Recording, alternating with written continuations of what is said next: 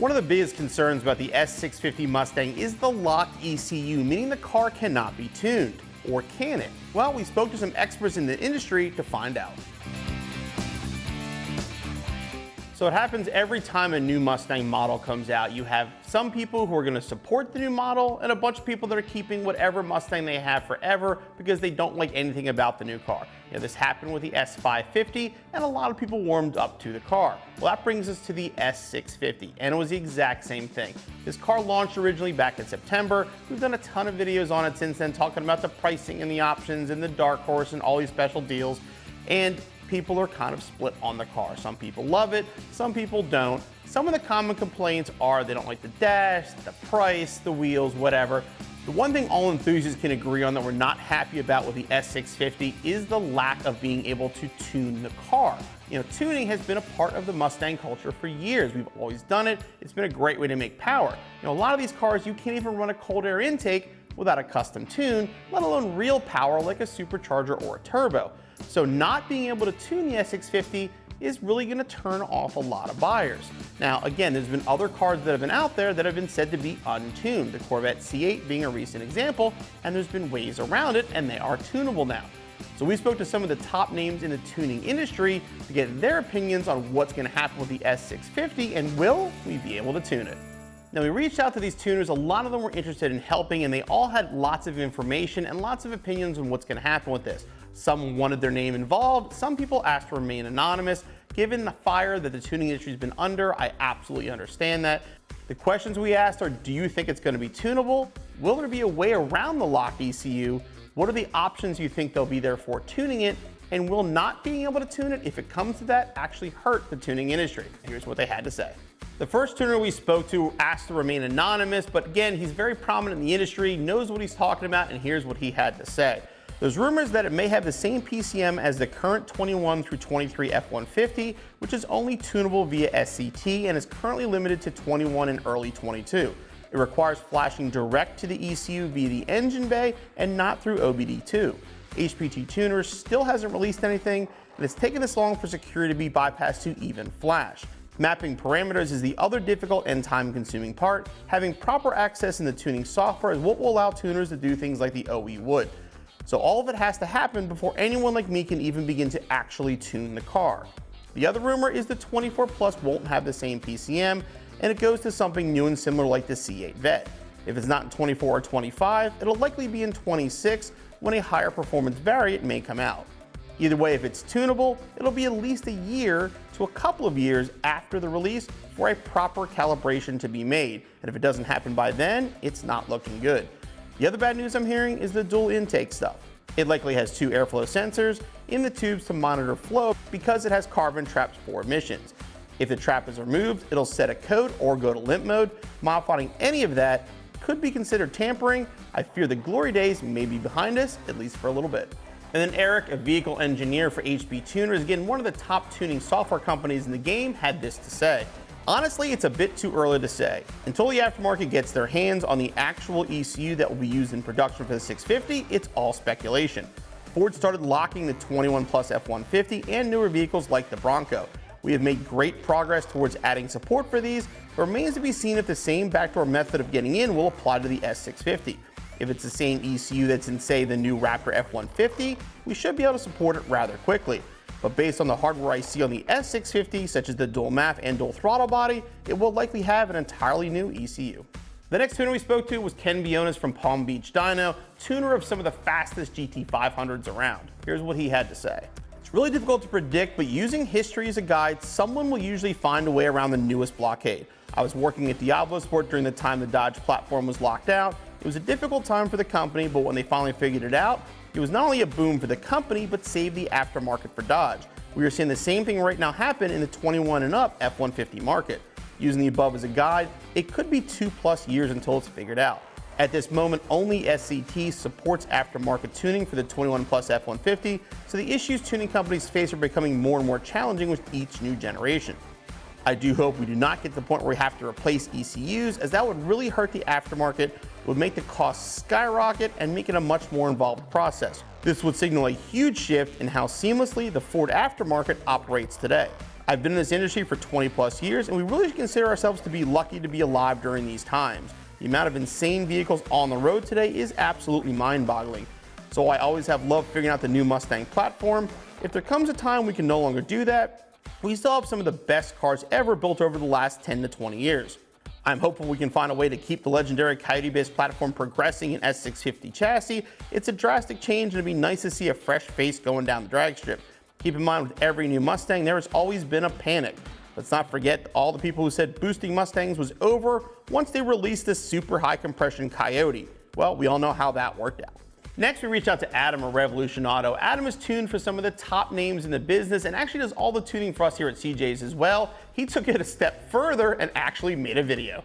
Hey everyone, Adam here from Rev Auto in Baltimore, Maryland. Our good friend Bill Toomas and yours from CJ Pony Parts and I were speaking about the new S650 and our thoughts on, everybody saying that it's going to be untunable and what we thought about it. So he sent us some questions. I'm going to read through the questions, give some answers, some opinion, and we'll go from there. All right, let's start. So Bill says everybody is anti S650 because Ford is saying they will not be tunable. Do I agree with this? No, I think they will be tunable. From there, other brands have been locked down and tuners found a way. He asked, do you think the same will happen with the S650? If it's along the same lines as the 21 and newer F-150s, I believe there will be a path to tuning them. I think SCT has support available for those vehicles now, and it did take longer than usual to get into those ECUs. The goal was achieved.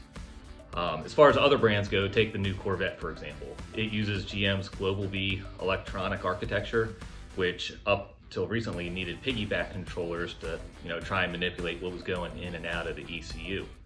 Trifecta is a company that has successfully flashed the stock ECUs. What they found is the stock calibration was actually spot on for the stock motor. They couldn't get any extra power out of it, but it now people have a path when they put power adders on, superchargers, turbos, to calibrate those vehicles properly.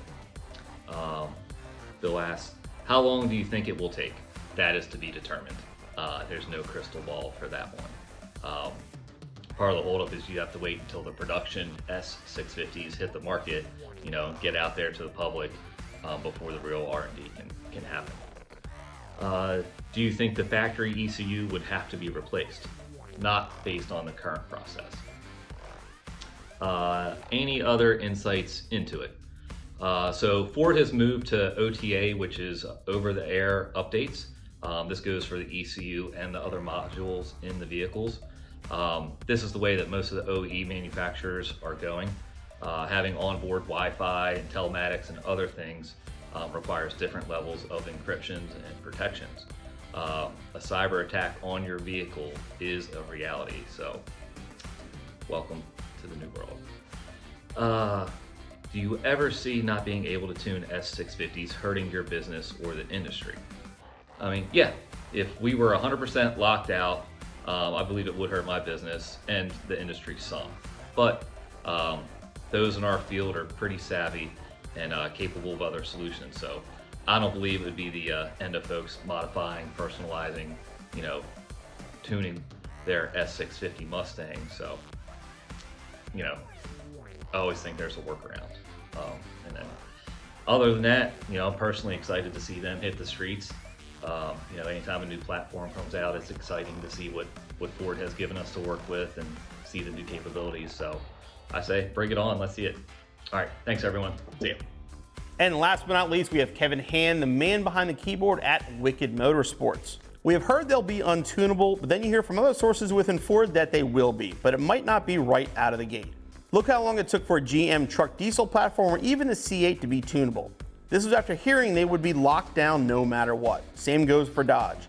There's always seemed to be internal leaks of whatever encryption methods were used, but the S650 platform might actually be the first time since quite a ways ago that we may have to actually wait. We as tuners don't find a way. We are unfortunately at the mercy of the software companies who either get direct access or reverse engineer and backdoor the encryption.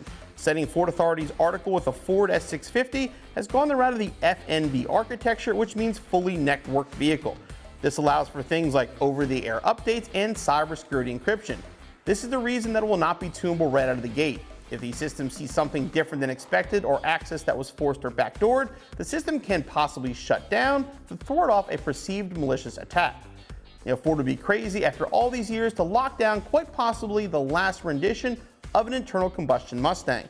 You never know though, the heat from the EPA might be real heavy, and with more stringent emissions and standards to hit as well as the threat of malicious attacks to OTA-enabled vehicles. If the rumors are true with the FNV architecture, which was implemented in the 2021 Mach-E and F-150, then it may be quite some time before you see possible access, and it may only be with Ford or Ford-supported companies. Rumor is Ford is open to collaboration with the tuning industry, but at what level access and freedom is up in the air. Biggest issue I see if access is granted down the line or if it's rushed to be first to market is the quality. Just because a software suite offers tuning and lays claim to first to market, sometimes it's not good for many of us. A lot of times there are things missing in the various templates that have not been discovered or the logging is inadequate. Just because you now have access doesn't mean you can do your job as thoroughly as previous platforms. Going back to 2011 when the first Coyote showed up on the scene, it put the whole tuning industry into a whirlwind. The complexity of the HDFX system with advanced VCT, 4D tables, and torque-based systems had a majority of us scratching our heads. No one who bought a 2011 Mustang Coyote was instantly an expert. We had a taste of the systems from the previous models, but it was a whole new ballgame. I see the S650 being frustratingly similar to how we felt in 2011, not only from an engineering standpoint, but from a security standpoint with all these new technologies. The one thing all the tuners agreed upon was that if the S650 does prove to not be tunable, it's not going to hurt the tuning industry as a whole, as we've got tons of other cars that they can work on and go fast with. If anything, it might actually increase demand for some of the older models. Now, going back to the tuning part of it, the S650 can be tuned. There's no doubt about it if you have the key. And it's going to matter who Ford decides to give this key to. We know Ford's going to produce power packs like they have in the past. Before those power packs always required the ProCal tuner. I'm sure we'll do the same with the S650. Will it be the ProCal? Will it be a different tuner? Will it require a trip to the dealer? Who knows? It could even be an over-the-air update. Because of the way these systems operate, you could possibly buy a Ford Performance pack with upgrades and get an over-the-air update right to your computer that tunes your car for you. We know Whipple's working on a supercharger. Whipple's not going to put the R&D into an entirely new kit if they don't know that Ford's going to allow them to tune the car. So there will be ways to tune. The question is going to be who will be able to tune and how far will we go? But being that the Mustang is kind of the last of the sports cars with the V8 and all the stuff that we love, let's hope tuning continues.